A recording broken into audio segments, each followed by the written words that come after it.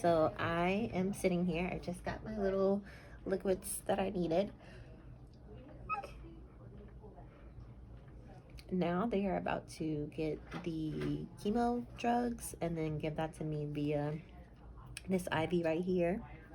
Um, I've never had an IV in the middle of my arm before, but it's interesting.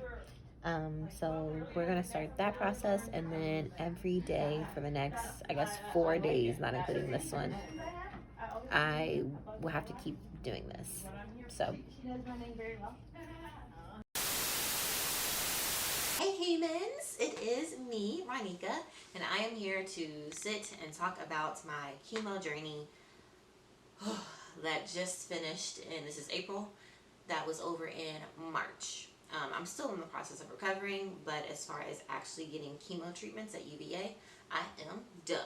So I first thought that it would be best to just tell a background story of what happened, of the whole process, and then I asked you cool peeps on Instagram. I had a little questionnaire. It was really cute, and you all had asked questions that you wanted to know the answers to. So I have put them down in my handy dandy notebook, and I'll be talking about those questions that you all asked me as well. So first, I just want to give a background story of all that happened to get us up to date, and then I'll answer your questions. I'm bald. The rest of the video I will be doing as a cute baldy. So on Thanksgiving of 2019, Thanksgiving was great. The food was delicious. Oh my gosh. The next day, my belly was hurting really, really bad. And I thought that it had something to do with me eating too much, but then I was like, I didn't really eat that much for Thanksgiving, like not to the point of how my belly is feeling. And it basically had just been feeling like there was something inside of me the whole time. I can't really explain it any other way, but even before Thanksgiving, I had been complaining to my mom, talking to her on the phone, like, hey, I just feel like there's something inside of me. This is weird. I don't get it.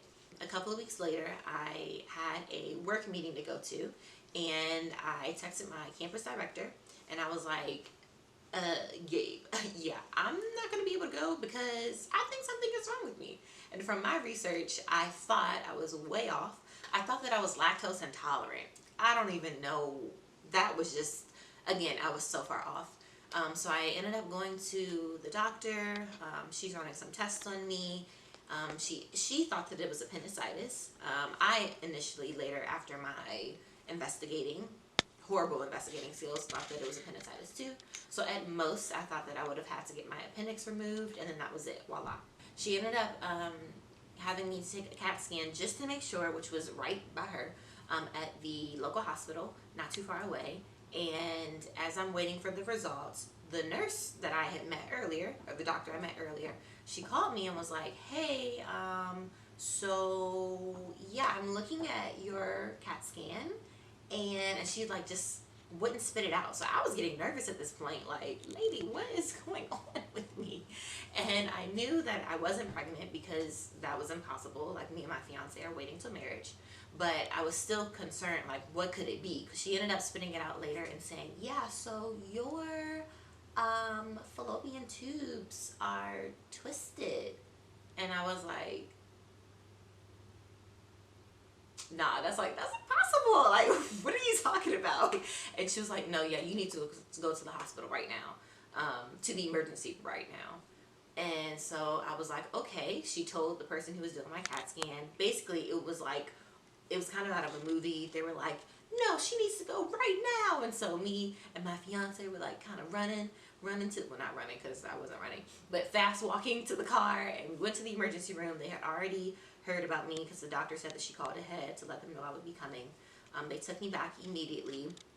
Basically what we ended up finding out was that I had a 12 centimeter tumor growing on my right ovary, and it was growing so big that it was causing my tubes to twist, my fallopian tubes to twist, which was causing all the pain, which then ended up going back to my initial statement of, Mom, I feel like there's something inside of me, because there was a tumor. So I ended up getting surgery on December 10th, which was 2 days after I got ordained. Woo-hoo. So I'm getting ordained, and I'm on these like painkiller pills because it started actually getting really worse. Basically, the bigger it got, the more my tubes twisted, the more that mess hurted.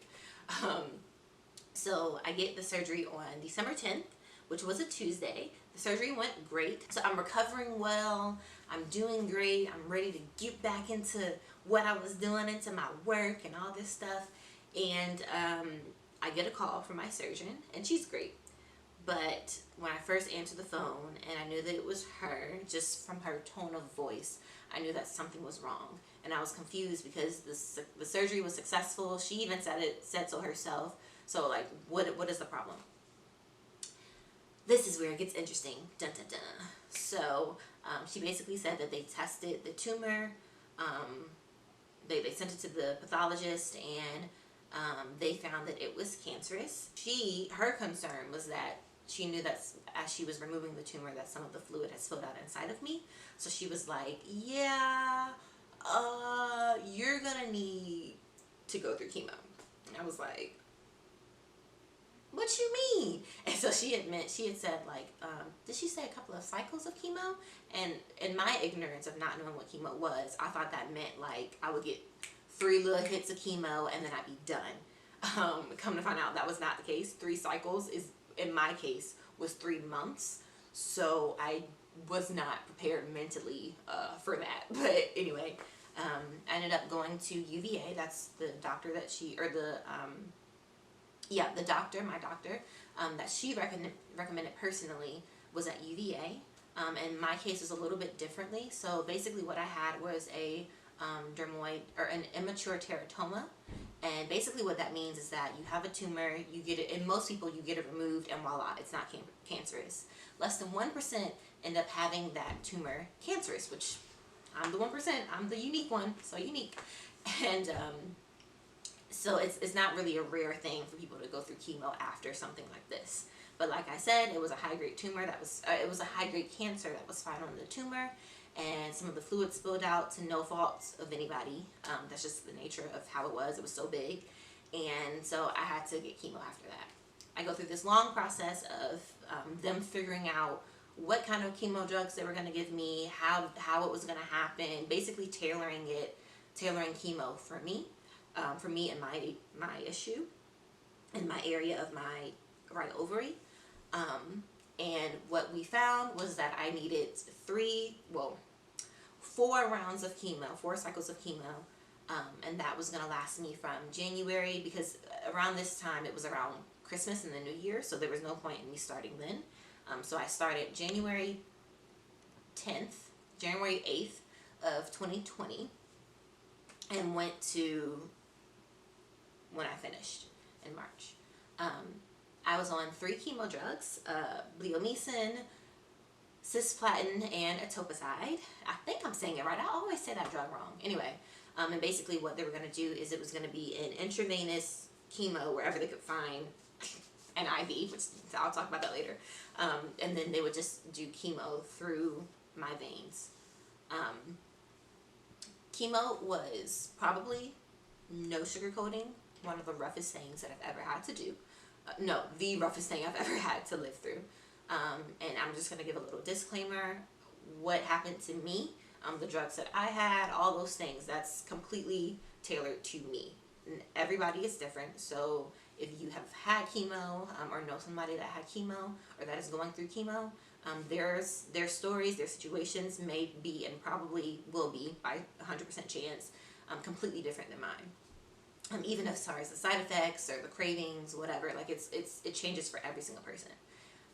But I had the 3 drugs, and I'm a very sensitive person, so I found out on the very first day that I was allergic to one of the drugs. And yeah, it was just kind of a very interesting process. But my mindset was that I was going to try and be as positive as I could be, and that I was going to be the light of Jesus in the UVA Cancer Center every time I walked in. And I think in me reflecting that God gave me the ability to do that. So anyway, that's kind of just a general rundown of what happened.